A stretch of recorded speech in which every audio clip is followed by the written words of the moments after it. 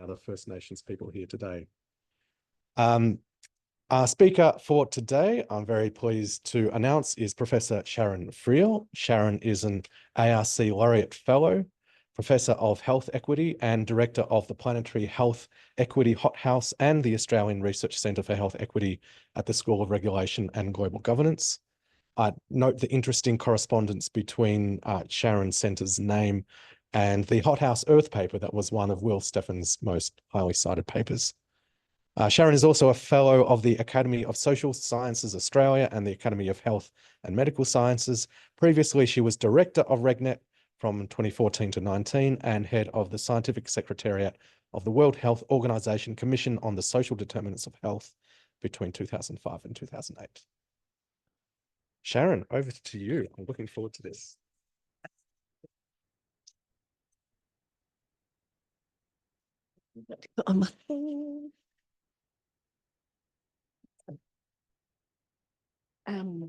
So thank you.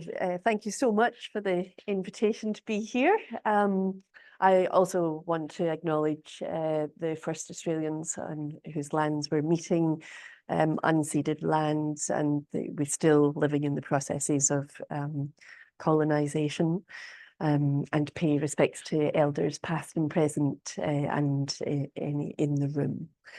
So yeah, really lovely to be on this side of campus. Who knew it existed? I'm only joking. But really, I wanted to just share some of the work that we're doing in the Hothouse, the Planetary Health Equity Hothouse. Because I think I hope there's some lovely synergies with colleagues in Fenner and from elsewhere across campus. Lovely to see some of the Hothouse team in the audience. They've come across the creek. So this really, the motivation, I thought maybe important to start with the motivation. Steve mentioned in my bio, I worked with the World Health Organization between 2005 and 2008 on this massive piece of work looking at the global health inequities, and not just about what was driving those inequities, but what some of the actions might be to address them. So hundreds and thousands of us across the world looked at the evidence base, made a whole suite of policy recommendations embedded within the processes of the World Health Organization, more widely across the UN system, working with ministries of health around the world, working with civil society groups around the world, a whole load of recommendations. And I'm completely biased, but this is one of the best reports in the world. Have a look at it if you're interested. And really the key point that I want to take, this was on one of the pieces that we wrote related to it. But one of the big points was around social policies, economic arrangements, and politics. So if we think about health inequities within countries and between countries, it's not just about medical care. It's not just about health services. And in fact, it's particularly if we want to keep us well, prevent poor health, it's about actions across a whole variety of policy and societal domains. So we reported in 2008, and since then, global health inequities have gotten worse. We have this incredible evidence base of what was causing health inequities, what some of the solutions to health inequities might be, and yet very little happened. And then I had the opportunity to work with Tony McMichael. So I came to Australia, I was working with Tony McMichael, global leader before his time in climate change and health worked very closely with Will Stephen, And I'm just putting this, I'm not going to speak to the planetary boundaries framework. I'm taking it as a given that folks know about it. But I was becoming really interested and concerned about climate change, but really interested in this intersection with society, human health and well-being, and those inequities that I've been dealing with for a long time. And then this intersection, particularly with climate change, not recognizing the broader planetary questions, but I was focusing on climate change. And so this was really the motivation for attention to planetary health equity or planetary health inequities. So the way we describe it in the Hothouse is the equitable enjoyment of good health in a stable Earth system, but recognizing that we can't do everything and that we're having a focus on climate change, but focusing on climate change. So we have climate change. Climate change absolutely baking in intergenerational inequities, social and environmental concerns. Climate change is interacting with economic systems and exacerbating economic inequities, loss to GDP, loss to livelihoods, loss to economic productivity, for example. And then climate change is intersecting with what we previously, or I was previously referring to as the social determinants of health, but intersecting with social inequities in ways when you put all of that together is exacerbating poor health, health inequities.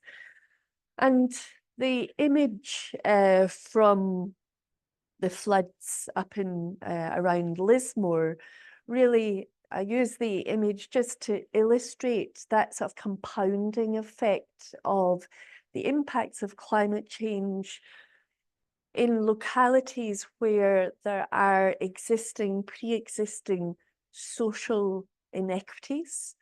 So the areas up around Lismore that were most impacted were those areas that were more socially disadvantaged, which had been the case back previous years when the same things had happened and nothing had changed in between. And so that puts people's health and the inequities in health more at risk because of these underlying social conditions. So the physical and the mental health effects of climate change exacerbated by social inequities flowing through to the health inequities. So it's those things that motivate us, or certainly motivate me in the work that we're doing in the Hothouse. And frankly, the response to date around all of that, whether it's about climate change, whether it's about social inequities, whether it's about health and keeping people well, has been completely inadequate. And when I say the response, I'm taking particularly the political and the policy response. It's so variable across the world. Using the words of the fantastic Catherine Trebek, Catherine speaks about this servicing of failure. So rather than address the underlying drivers of this, we continue to have to deal with the problems that are manifested as a consequence. So we service that failure. We put sticking plasters. And actually, we also end up putting the blame and the responsibility to act at the individual level. I spend a lot of time in food systems. If I see a leaflet telling people what to eat, or if I see another leaflet telling people what to eat, I will scream.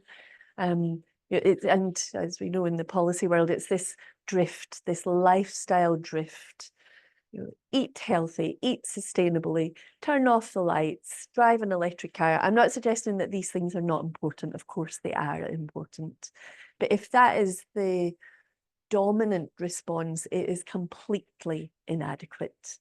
And that's partly why we saw almost nothing happen based on those recommendations that I was speaking about from the WHO's Commission on the Social Determinants of Health, because we were talking about acting on social issues, on politics, economic arrangements, and that's so politically the appetite was so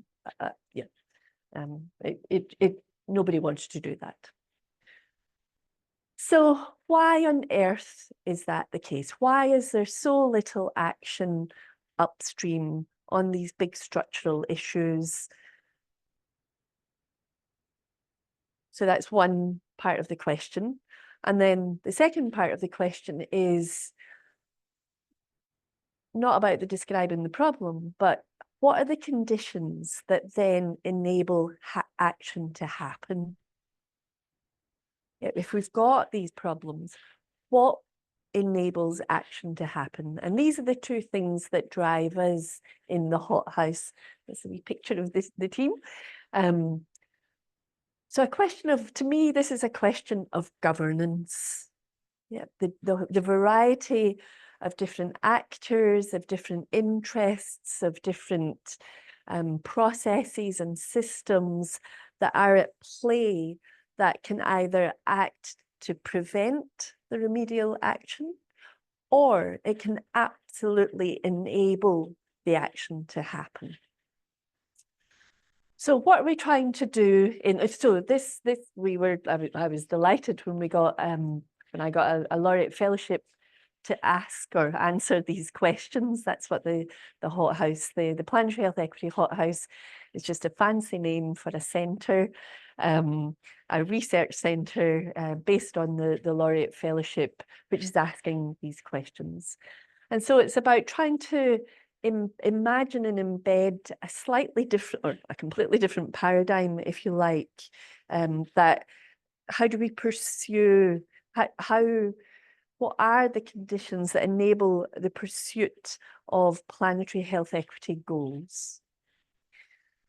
What does public policy look like that optimizes environmental, climate, social and health outcomes?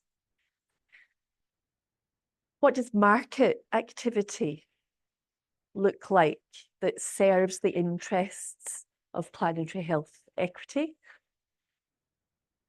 And then what does strategic mobilization, and I'm particularly thinking about civil society here, how does civil society maneuver in ways that elevates attention, action on these issues of planetary health equity? And I would, in the School of Regulation and Global Governance, we live and die by a triangle. This is the governance triangle. So there's in today's contemporary governance, there are state actors, market actors, civil society actors. And I would argue this is my pathetic attempt at drawing the inequities in power. But you can see I've got a bigger line here, which is suggesting that the market really has a much stronger say than some of the other players, which I think that's a problem, because there are different interests being pursued there. And so what we're trying to do in the programme of work, and I just want to give you a flavour of some of the work that we're doing. This is what the research programme looks like within the Hothouse. So we are trying to, first of all, expose the system with the purpose, the harmful system, with the purpose of seeing where the points of leverage might be for change. A core in a lot of my previous work, what we've seen is this incoherence between different policies. I've done a lot of work in trade and health. So trade policy pursuing these goals, which aren't always coherent with the pursuit of health goals or health policy goals. So asking the question of how might we improve the coherence between the goals of different policy domains. And then I'll come to this one. We've got three broad domains that we're focusing on, because I think particularly from a climate change, from an inequality and from a health perspective, if we did something well in economics, energy and food, it would go a very long way to improve these three things.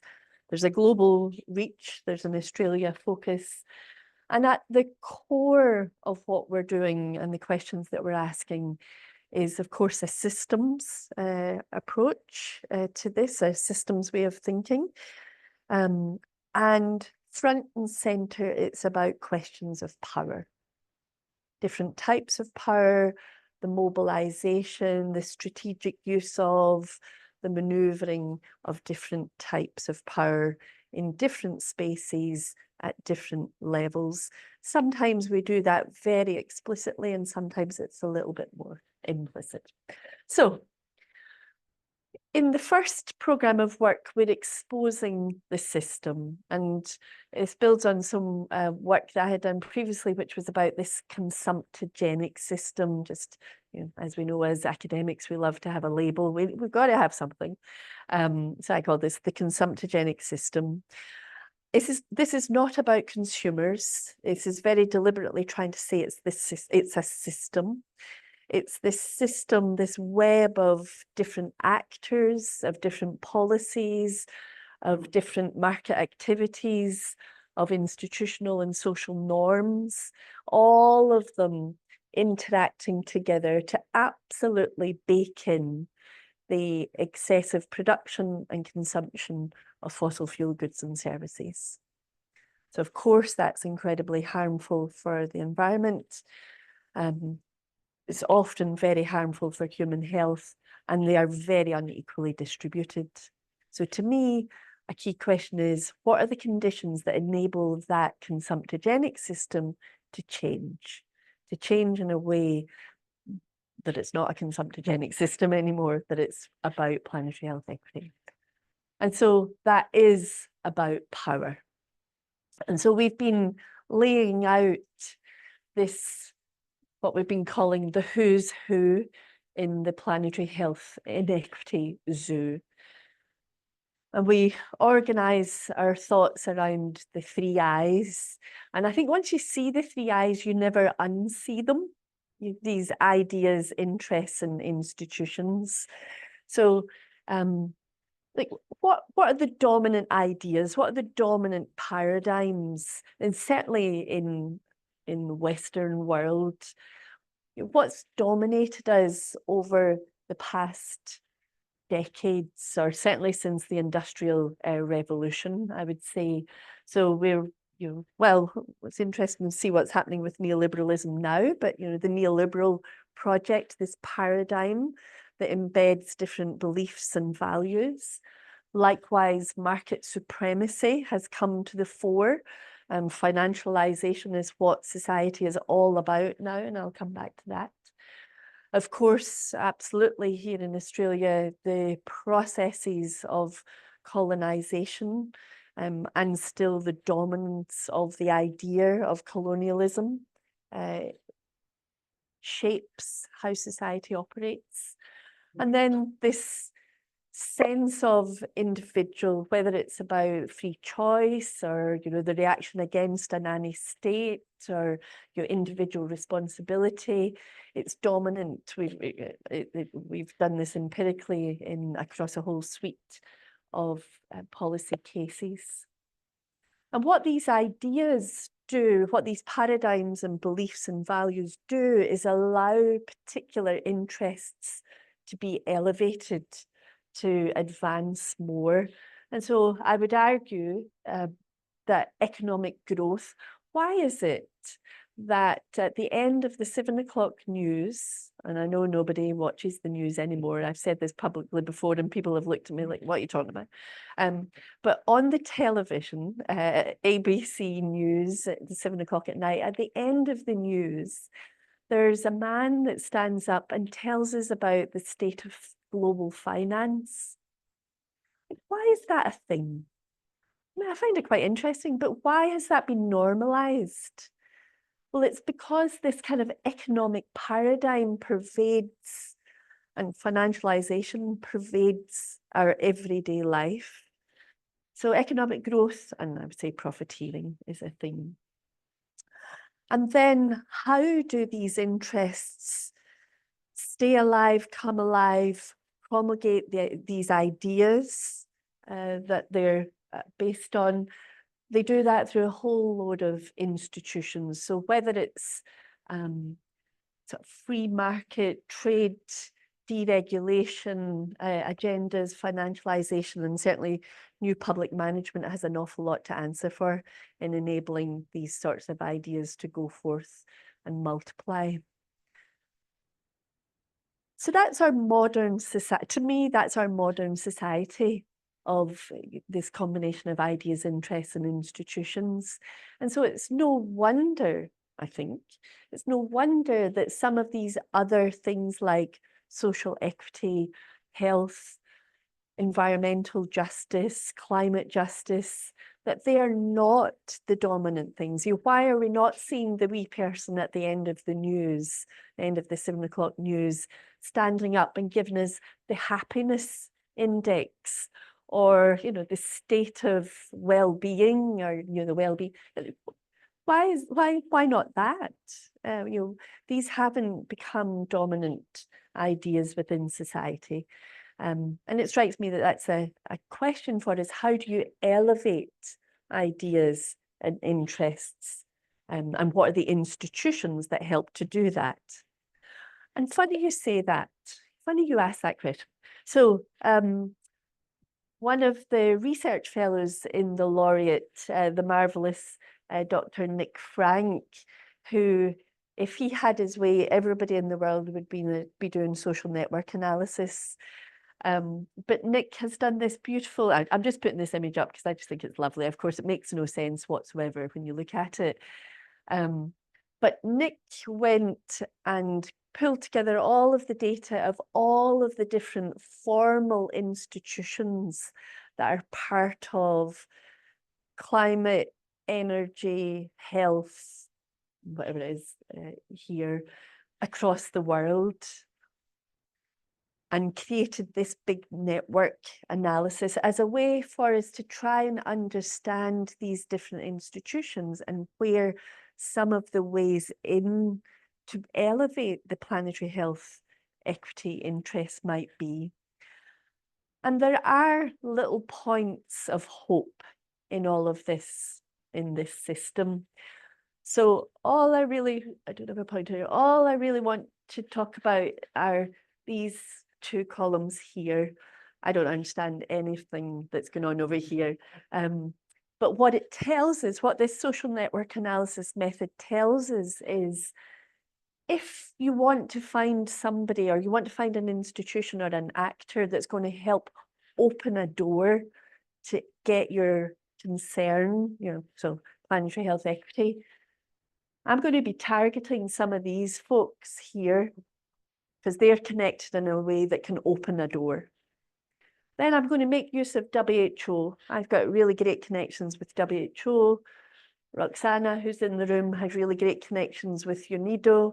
We're going to use these people because they're gatekeepers and they've got the potential to keep things as it is or to help us move that agenda. And then if we want to try and, so the influencers are folks who might diffuse these ideas, or they're in the corridors talking with all their folks, and they are saying, oh, have you heard about planetary health equity? Oh, have you heard about this? Oh, you should be paying attention to this. It's not all about economic growth, So we're going to be having those conversations with the Food and Agricultural Organization, with UNICEF, with the International Labour Organization. So the social network analysis exposing the system has allowed us just to see, there's all sorts of limitations, of course, but for the data that we've got, it's allowing us to see where there's some little leverage points and where to start conversations. And that matters to me. I should have started all of this by saying, I am no more interested in just doing research for the sake of doing research. This is about how do we get change to happen. So we use this analysis to be able to go and have the conversation.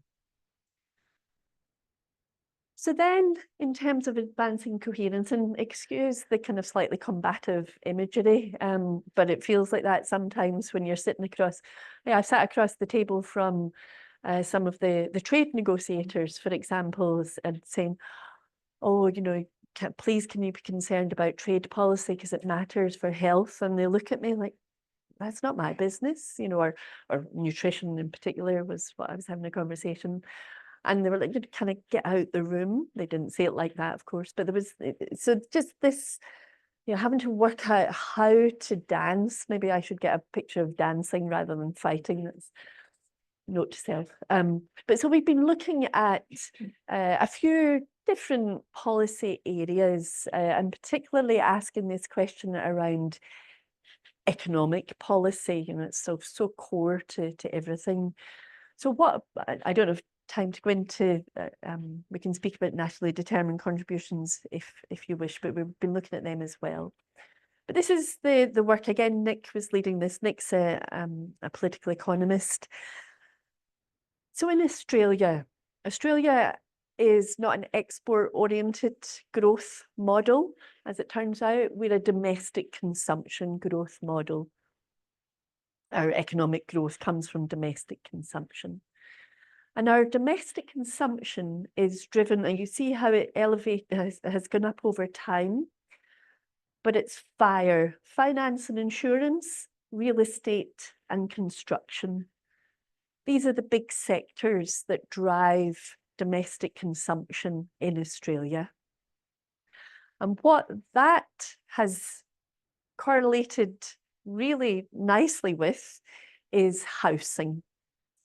And we will all be very familiar with the housing situation in Australia in terms of housing prices have gone up phenomenally over the years in Australia. So that's what this is about. But there are two things that are related to that. One is inflation of asset prices, and the other is debt. So Australia has one of the easiest markets in the world to get debt.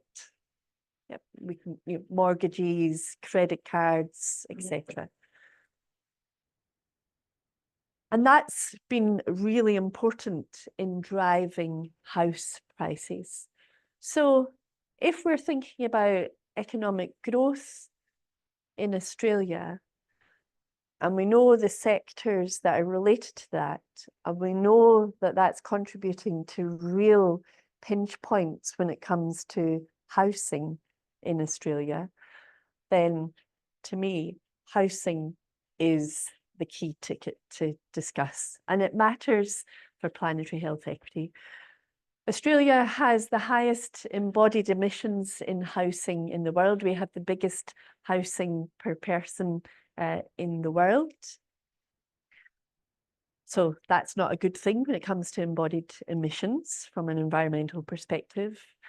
And housing has driven, this image isn't really showing it, but housing has driven increasing inequalities in Australia. And we know that climate change associated with those emissions and inequalities are really bad for health.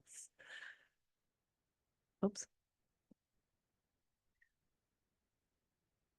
And what I don't want you to look at any of the specifics of this. This is really just inequality in Australia is creating a real, and high house prices in Australia is creating a real housing crisis. And the housing crisis, when it's a cumulative experience, is really, really bad for people's mental health. That's all you need to take out of that. So if, and we know that housing in Australia, because of the way it's built and so on, has implications for the environment because of all of those embodied emissions. If we're concerned about these outcomes, it strikes me that housing could really play an important role in a reorientation of, it's never going to happen because there's a whole political economy around this, which we've also done. Nobody will touch it for a variety of reasons. But we are going to go hard on housing now because it has the potential to address climate concerns, address inequality concerns, and address health concerns. So more to come on this. When should I stop talking? When should I stop talking? Okay, is that okay? Okay. So that's that's just a wee flavour of some of the institutions, ideas, interests, and institutions. We need to unpack all of that. A little bit of a sense, I mean, planetary health equity or health equity, who thought we would be talking about economic growth models and housing, but we are. We're also talking about export credit agencies, and we're also talking about nationally determined contributions, and we can speak about those in the Q&A if you like. But we've also got to talk about the market. So remember, a big driver in the consumptogenic system are commercial activities and practices. And some work, there's a Lancet, the Lancet series on the commercial determinants of health. It's a kind of a subfield of public health now, this commercial determinants of health, where we lay out some of these practices that have been taking place in ways that are bad for human health. I should say there are great things, of course, in commerce and the market, but we're concerned about the harmful things. And there's these 7 different practices really that we see in the playbook, particularly of the big multinationals, not exclusively, but of the big multinationals across. And I just want to give you a little flavour. We're in the process of trying to, well, I'll tell you about it as we go. But if you do have questions about greenwashing, Roxana, who's in the audience, is doing her PhD looking at greenwashing in the food system. And actually, Gio is looking at another actor whose philanthropy, I'm not going to speak about philanthropy here, but philanthropy as another actor shaping the types of evidence that we get and what that might mean for society and for policy, and how do you shift that? So all questions to them. But so greenwashing really matters. So Shell puts up on its social media posts this hashtag powering progress, speaks about the UK is ready for cleaner energy. We're part of it. We're part of the solution. We're helping the UK government achieve all of that, UK society achieve all of that. And then, of course, you read the reality of what the companies are doing, or particularly Shell in this instance is doing. And if you read anything from Al Gore, he has absolutely no time for these sorts of behaviours. He speaks about it as an absolute total distraction from the real practices of these companies. So for me, from a planetary health equity perspective, this is bad. And what does a response look like that prevents that? Is that civil society naming and shaming? Is that government regulating these sorts of behaviours? Another practice relates to financial. I just wanted to sort of speak about the financialization of society as we know it. So we might say it's about the food companies, and food companies, or the food system contributes about 30% of global greenhouse gas emissions. So a big player in global emissions. Varies, of course, across the supply chain and across different regions, but doing something about the global food system would go a long way to do something about global climate change. And here's some of the big companies in the world, both food agribusinesses, food manufacturers, food processors, But the thing that I really just sort of wanted to flag was the big money managers, BlackRock, Vanguard, and State Street.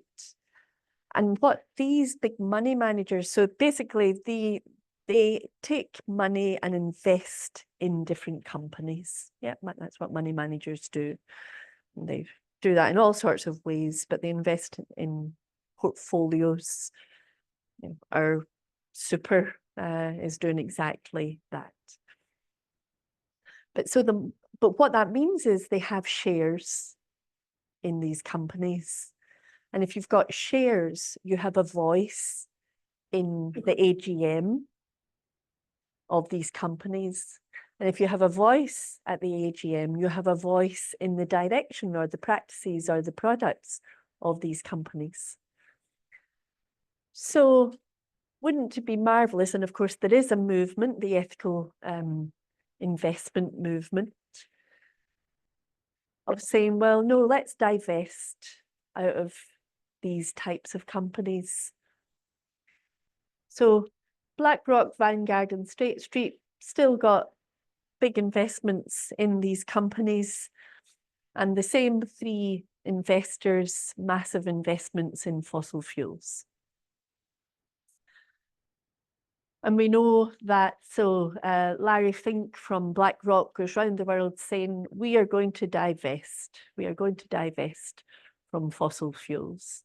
And yet these three money managers have been the biggest opponents to divestment when it comes to the company AGMs.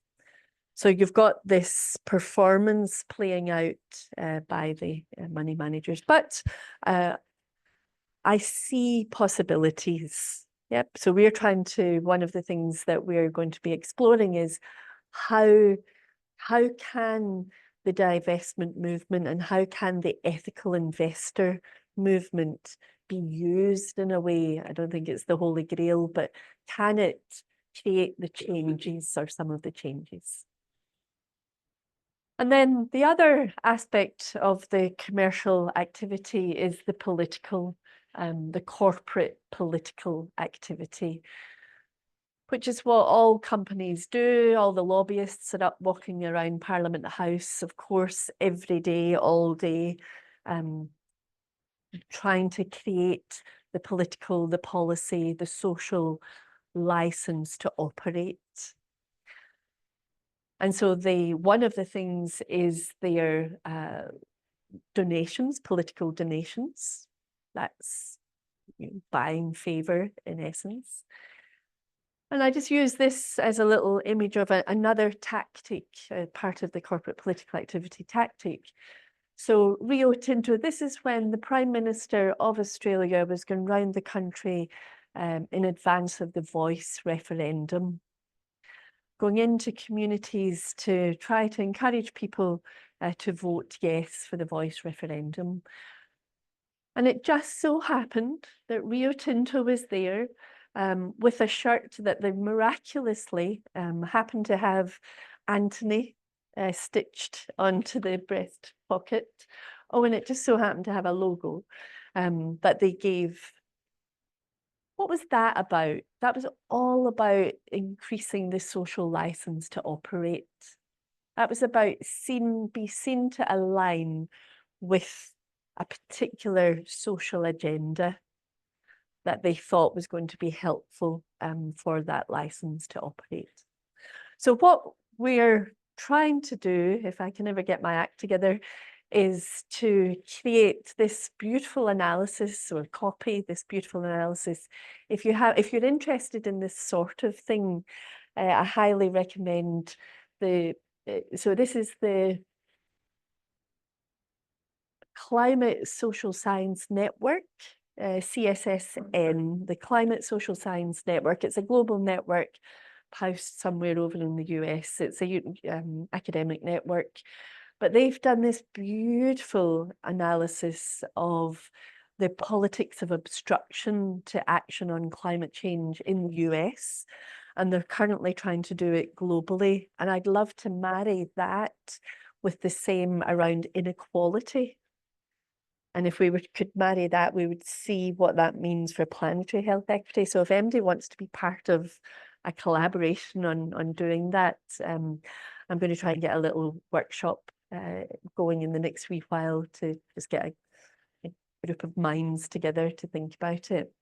Because I think, look, I mean, just look at the many different spaces where these obstruction is taking place, the different spaces, the different front groups. Anyway, it's all over the place. I should have said this is not a cheery talk. But this, in our final work package, and I will stop rabbiting on now, in the final work package, this is going to be about the how, and we've got 3 years now around this, how to make change happen. Because I've spent a lot of time, well, I spent all my time talking about the dire situation and the problem, but we're sort of exposing all of that with hopefully trying to inform how we reconstruct all of that. And I've just come back from a month of field work, sort of asking people within the UN, within sort of commerce, what would it take to get policy and commerce to embed this idea of planetary health equity? And so just see what we can generate through asking that question of people sort of all over the world.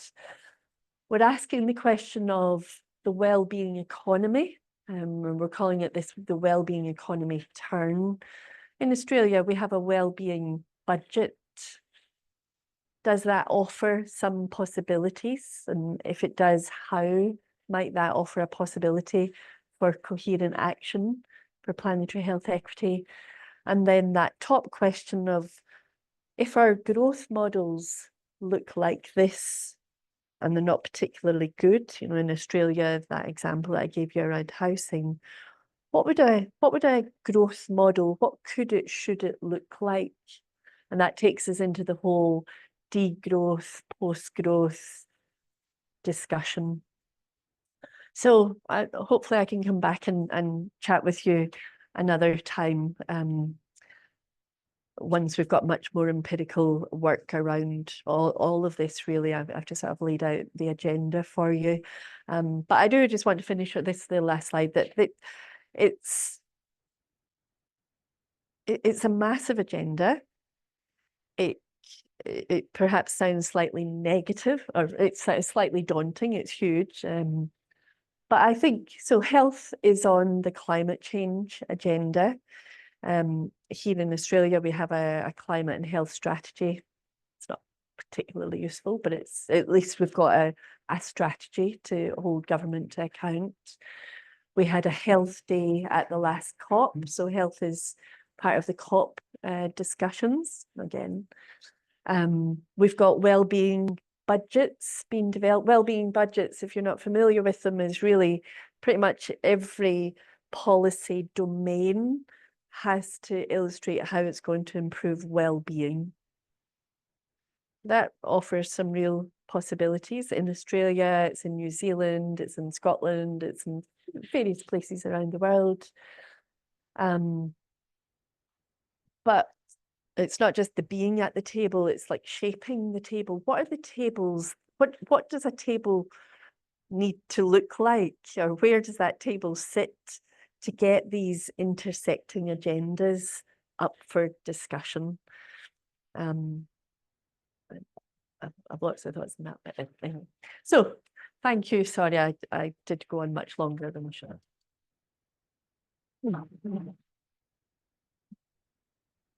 Thanks very much, Sharon, for that great presentation. I'll just say thank you.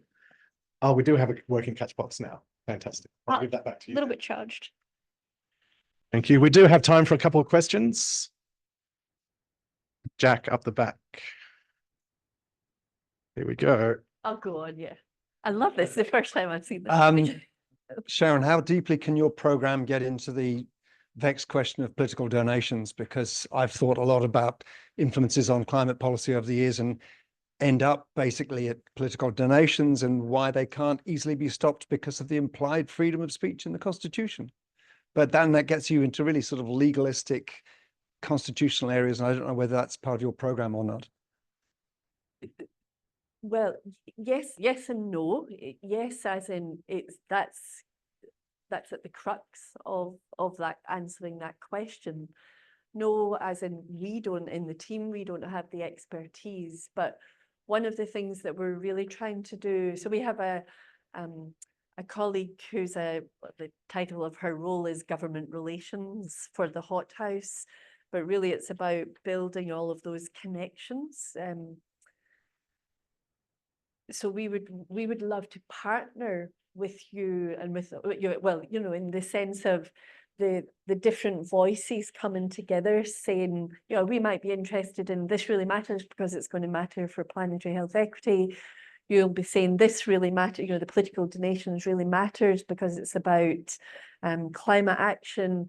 And so the different voices getting together in some sort of coordinated way, I think, would be really important. It's certainly analysis that we've done of other issues to do with health equity is when the unusual bedfellows get together, your eyes.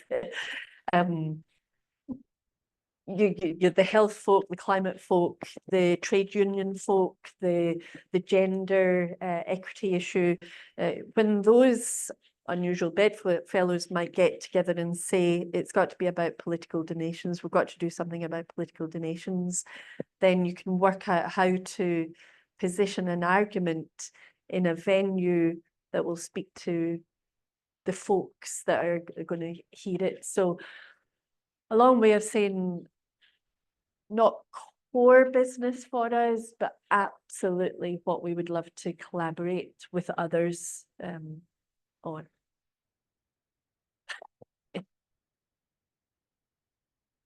Hey, Sharon, really fantastic. So I do a bit of work in global food security. And if you got your presentation and deleted health and wrote global food security, it'd sort of be exactly the same. And I wanted to ask about this idea of policy incoherence. So in the agricultural space, when we sort of engage in global food security, we engage with ministries of agriculture that are totally disempowered in a developed economy, in a developing economy. So I'm wondering about this idea, and lots of people that work in global food security think that we should engage in ministries of health, ministries of climate change, etc., for greater policy leverage. So how can we combine this idea that it's like we're tackling the policies in silos, but actually what we've got to do is tackle the policies collectively because they're like so similar in terms of addressing the issues. Yeah. And yes. So one of if you think of the hierarchy of power in ministries, and it's so interesting that the ag folk think, you know, it's good to talk to the health folk because the health folk have even less power than the ag folk often. And I would say there's a real possibility when you've got the finance people in the room, and that's with the food systems or the food security, my experience in the past, and certainly with the trade work as well, so it's been trade and food that I've been doing. When you've got the finance or the economic ministries in the room as well, then you're having a sensible discussion. You're not always aligned, but you've got the folk in the room who are ultimately going to be making the decisions. And if you think of like so many of the food security policies or the agricultural policies, they are so economic. You know, they're basically economic policies or they're trade policies. So they've got to be in the conversation, really. And on a hopeful note, many of the trade and investment treaties, and particularly the investment treaties, are currently, and for developing countries, are being renegotiated at the moment. And so now so for the first time ever, there's a healthy and sustainable food systems chapter in the bilateral investment treaty with South Africa and the EU. I have never seen that. Now it's got zero teeth, but it's there. That's sort of the possibility for a discussion about these issues. I mean, I'm not going to say don't waste your time with the health folk, but the health folk have even less power than agriculture. Having spent my lifetime trying to work with the health folk, I hope there's no health folk in there. What's recorded? We have time for one more quick question. Was there anything online? No. Yes. If you could take the chat box, please. So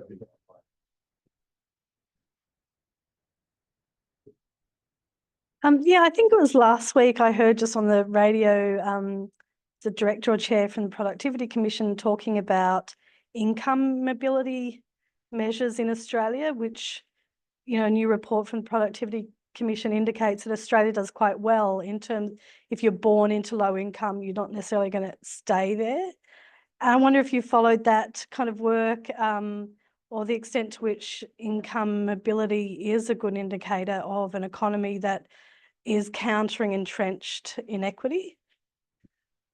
Yeah, so I might just mention, so we have another project led by, over in the school, led by Ashley Schramm. And this is an NHMRC project looking at power and privilege and social and health inequities. So we're following that very closely. One of the challenges of the mobility argument is, especially as wages are set, or bracket creep is the other thing. And so are you actually moving in a way that Australia is one of the most unequal countries in the OECD? The rate of growth of inequality in Australia is, I should say. So I don't think it's as straightforward as the Productivity Commission has suggested. But again, the fact that it's even paying attention to that is fantastic, because we've got to be having a public discussion about the inequality in Australia. So keeping an eye on that for the solutions will be or the potential solutions is going to be really important. I think we have better finish up now. Oh. Thanks again, Sharon, for making time to Yes. So if anyone else wants to do this work, please do chat to Sharon. And once again, thank you. See you all the same time next week.